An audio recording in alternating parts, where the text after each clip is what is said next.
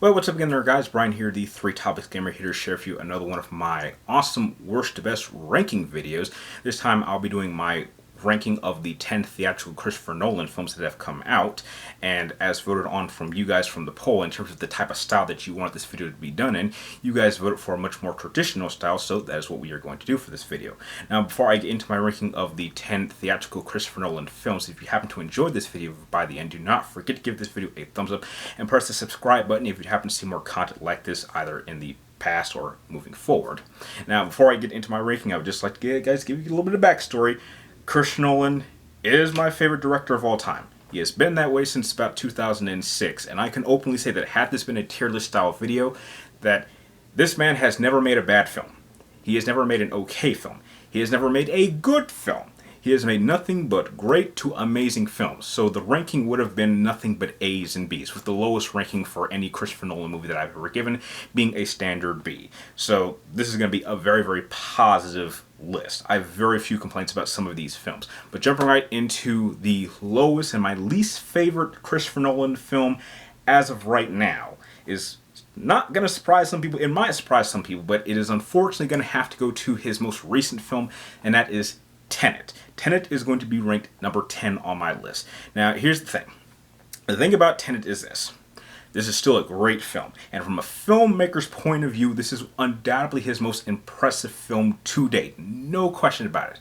But when you have a film that has a cast of characters that I had a hard time getting connected to, you had sound mixing that was just awful in the first half of the film, and by the third act of the film I was having a very difficult time actually kind of following how certain events were going, because when you have a story that has characters moving backwards and forwards during certain events and seeing things from different perspectives, it undoubtedly becomes very, very difficult to kind of keep track of what is going on at any one given time. And even after seeing the film and seeing several explain videos trying to explain how things are working, I was still very confused. As it stands right now, I'm sitting at about understanding about 80% of this film. And this is absolutely a film that I have to see at least one or two more times. And this is going to be a film that I am going to purchase on Blu-ray and watch it several more times in order to fully understand this movie in its entirety and see some of the behind-the-scenes elements in terms of how this film was actually made. This is by no means a film that I would actually go out of my way to pay in theaters in order to watch it at Christopher Nolan's pace. This is a movie that I'm going to have to watch at my own pace in order to fully understand it. And if I was making this list, say, a year from now, there is a very good chance that my opinion about it may change. But as it stands right now, it is currently my least favorite Christopher Nolan film. It was the hardest to understand. That will undoubtedly change in the future once I've had more time to actually rewatch this film. But as it stands right now, great film. I'm happy this is good. This was the first film that I had seen in theaters. I'm happy that this was my birthday present to see this film in theaters, but it is my least favorite Christopher Nolan film as of right now, which is why it is ranked number 10 on my list. Going into number 9 is a film that is a great film, but also has one major issue, and that is Interstellar. Interstellar is number 9. Now, Interstellar is a gorgeous film, a great story, a great cast of characters, which unlike Tenet, I was able to very much connect with. My biggest issue with Interstellar is it is the last 15 minutes. That is it. This movie was doing so well, but to explain my experience with the ending would be the equivalent of going to see a great movie with a good friend, and for, say, 90% of that viewing time, everything is going great. But in that last 10%, that last 10 to 15 minutes, your friend just turns over to you and literally just bitch slaps you with something that comes out of nowhere. And I'm thinking, if that 15 minutes had not been there, if the film had ended just 15 minutes earlier, it would have been a much better film. In fact, that ending is without question the worst ending to a Christopher Nolan film to date. In fact, every time I rewatch Interstellar, as soon as I get to that part, I stop the film. I have not rewatched that last 15 minutes since seeing it in theaters, and I refuse to watch it because it doesn't work. I openly do not accept it. But everything else in the film is great. Visually, it is impressive. The story is great. The performance is great. The action set pieces are incredible. The visuals are incredible. The soundtrack is awesome. Everything works, except that last 15 minutes. It hurts it so badly that it drops that movie down to a B. That is how bad that ending was. But it doesn't ruin the overall film itself. It is still a great film. I've seen it several times. I do own it. The behind the scenes was great, but I have to place it as number 9 on my list. Going into number 8 is a film that is kind of similar to Tenet but done much better, and that is Mementos. Mementos is another film that just blows your mind in terms of how it tells its story. Because the story itself is a very, very standard story about one guy who has a disability of having short-term memory, and him trying to figure out who killed his wife and try to take him out.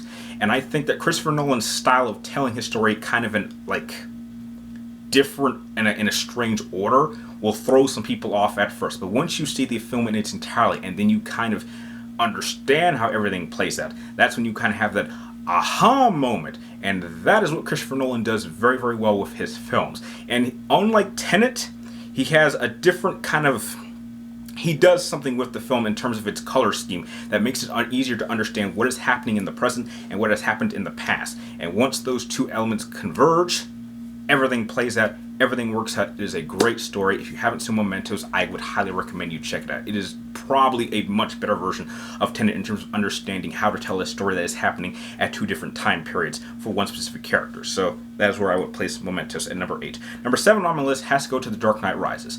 Now, when I first saw The Dark Knight Rises, I gave it much higher praise than I think it deserves. But I think it's the type of, and I did end up going to theaters and seeing it several times. And then once I picked it up on Blu-ray, I saw it more times, and I started to kind of understand the errors that The Dark Knight Rises has. Now, don't get me wrong. Out of the entire Dark Knight trilogy, The Dark Knight Rises is unquestionably the most flawed.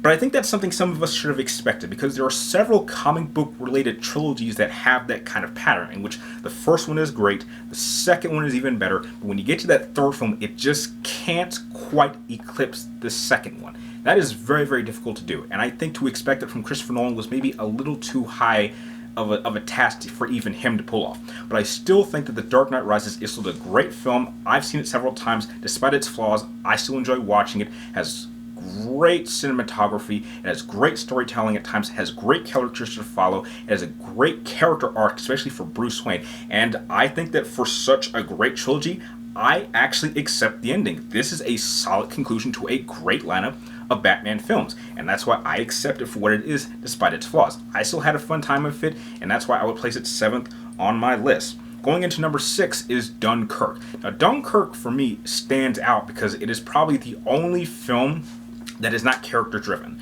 It obviously involves the Dunkirk evacuation that happened during the beginning of World War II, in which, a bunch of sailors had to evacuate because the Germans were pushing on them. And I think that what makes Dunkirk stand out, at least for me, is the fact that it's not character driven, as I said before.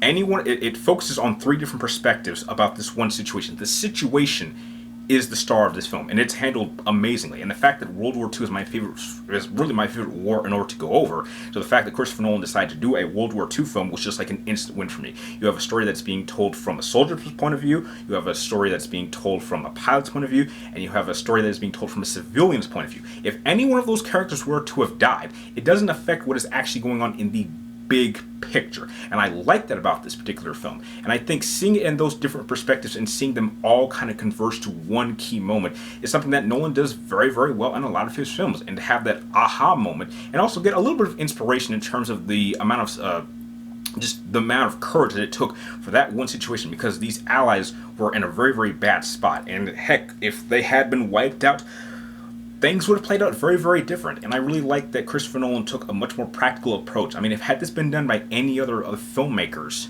it probably would have had a lot of CGI and would have been much more grand and much more explosive and would have tried to tell a much bigger story. And that isn't really necessary for the type of story that Christopher Nolan wanted to tell. He wanted to tell a very down-to-earth, believable, and realistic style. And I really appreciate that. And I think he's one of the last few directors that we have out there that has that type of resume that could actually pull that off. And that's why I really enjoyed Dunkirk, and out of any of his films, that one very much stands in a class of its own, which is why I would place it to 6 on my list. Now, going into number 5 is a film that is just criminally underrated. And I actually recently was able to see this film, I believe a few months ago, and I was actually kind of surprised I didn't see this movie sooner, and that is Insomnia.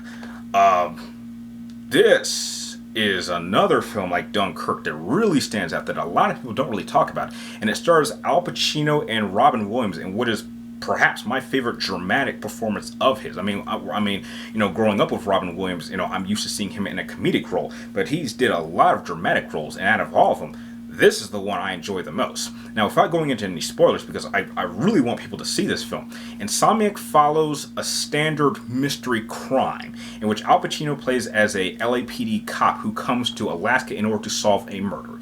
Now, the interesting thing about this particular movie is that at one point, a key element of the film is removed, and then instead of becoming simply a try to find out who did it type of film, it becomes to a moral story, and it asks you as the audience to wonder, if you were in a certain character's position, would you have handled a bad situation like they did? And I think the fact that this is a moral driven story really elevates the type of story that they're trying to tell, because you have different characters doing different things, and when you see things from different points of view, you kind of have a different opinion about it. Like, you would think that, oh, this character did something that is, naturally evil. Maybe they didn't mean to do something like that, and should they be punished for it? And then you kind of wonder, are certain characters going to go in certain directions? And when it really keeps you on your toes till the end of the film, and by the end it's like, yeah, the way this film ended, I think that is the best way you could have ended it. And I was blown away that this film is so old and not a lot of people talk about it. So yeah, I really had a really good time with Insomnia. And heck, if you haven't seen it, I absolutely would recommend you go out and see it. This is a very underrated Christopher Nolan film. That's why I would place it as number 5 on my list. Going into number 4 is another film that a lot of people don't talk about. And this was the film that automatically made Christopher Nolan my favorite director of all time, and that is The Prestige. Now, this is the film that he made in between Batman Begins and The Dark Knight, and that there's a little bit of a pattern for that. And this movie stars Christian Bale and Hugh Jackman as a pair of stage magicians that have this really serious rivalry. Something between them that is a terrible incident happens between the two of them that drives them apart and then turns them into just bitter enemies. And to see them take cracks at each other and try to outdo each other and show who is the greater between the two is a really interesting story, because there's a lot of key scenes and a lot of personality and a lot of just personal issues and just horrible tragedies that come out of this film. And the one thing that might throw some people off is that in terms of Hugh Jackman's character, there is a serious sci-fi element that is thrown late into the film, and it might throw some people off, but if you can kind of work with it, I think it does pay off, because this film has not just one twist but 2 twists, and like most Christopher Nolan films, the film gives you little hints and clues as to what that twist was, and once it's finally revealed itself, it's like, wow, I thought that this whole situation was a lot more complicated than I thought it was, and it was much more simpler, and it works even better because of that. You have great performances, you have great cinematography, you even have a really great character in David Bowie's character, who plays as a popular historical figure who I'm not going to say in this film. But if you haven't seen Prestige, please check it out. And before I continue, if you guys hear that noise, that was just my air conditioning going off. Hopefully it doesn't drown me out too much.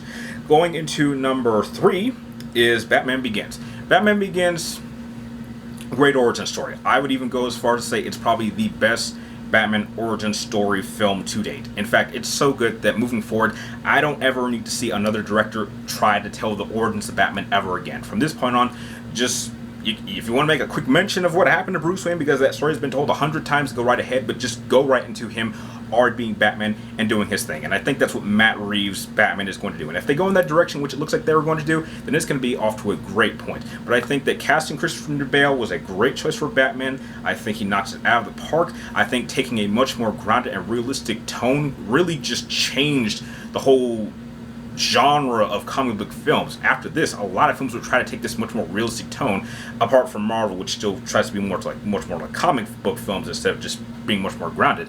But it pretty much changed everything. It would be something that would be continued on in its sequel, and I'm just glad that this is perhaps undoubtedly one of the greatest origins films for a comic book movie we've ever had, and I don't think it's going to be topped anytime soon. And heck, this film is like, what, 15 years old, and it still hasn't been topped, so yeah, that's why I would easily place it as 3rd on my list.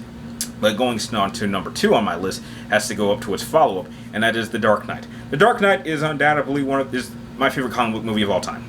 I could go on and on. Everyone knows about Heath Ledger's performance, how incredible it was, how tragic his death was, and how he absolutely, even if had he lived, deserved that Oscar. I think that some of the action set pieces were incredible, the score was incredible, the cinematography was incredible, all 3 phases of the film was incredible. Seeing the transition of Harvey Dent turning into Two-Face, that was all handled. I have really no main flaws, except one, which has kind of turned to a little bit of a joke, and that is Christian Bale's Batman voice. Now, I don't know what it is, but every time I've rewatched this film, I don't have a problem with his Batman voice, which sounds like he has like throat cancer, until after the interrogation scene. After that, then it kind of starts bothering me, but it doesn't hurt the film at all. At some point, it just becomes one of those little elements that just kind of you accept. It doesn't hurt the film. You move on with it, go with it. It's great. Dark Knight, incredible film. Greatest comic book film I've ever seen in my life, and probably will never see one that tops it anytime soon, which is why it's number 2 on my list. And that goes on to number 1, and my favorite Christopher Nolan film of all time is also my favorite movie of all time, probably to the day I die, and that is Inception. Inception is for movies, but Metal Gear Solid 3 is for video games. Favorite movie of all time, favorite video game of all time. This is now what puts Inception above all other films is because this is a film that is such a mind freak of a film in terms of introducing the concept of Inception, of going into someone's mind through their dreams and inserting an idea that hopefully changes their character and changes them as a person. And it has just an incredible cast. It has just mind-blowing visuals. I saw this several times in theaters, both in terms of standard theater and as IMAX. It was totally worth it. It had great score. It had great action set pieces. The revolving hallway scene is just iconic. It's probably my favorite action set piece out of any Christopher Nolan film. The twist at the end is absolutely incredible. And the thing that this movie has in comparison to Tenet, which I think is a perfect parallel to this, because both Tenet and Inception are the most comparable, but the thing I got from Inception that I could not get from Tenet is that I was able to fully understand everything that happened in Inception in one sitting. And by the time I was out, my brain had had such a great workout that I've never been able to experience that with any other film, from any other genre, from any other director. That I get that kind of reaction, where my mind, where I was paying attention, I was keeping track of details, and I got that amazing aha moment. I got everything and had an incredible time seeing this film. In fact, I get that every time I rewatch this film. In fact, I've seen this film. I think it's easily one of my top 5 most viewed films of all time. I'd have to really think about that, but it probably is. And the fact that I have no flaws. I've seen this film several times. I cannot think of anything that I would change. I mean, there are little nitpicks in other Christopher Nolan films, but this is like the definitive example of what Christopher Nolan and only Christopher Nolan can do, and no other director can even come close to it. And that is why it has remained my favorite movie of all time for about a decade, and I seriously doubt that I will ever see a film that gives me this kind of an experience, this kind of spectacle in my life ever. And that's why it will remain not only my favorite Christopher Nolan film of all time, but my favorite movie of all time. So that is my ranking of all the 10 primary theatrical Christopher Nolan films. If you happen to have seen most of these films or have seen all of them, I would love to hear how you guys would rank all of the Christopher Nolan films. Share your list with me and everyone else in the comments down below. And like always, thank you guys for watching. You're awesome, and I'll see you next time.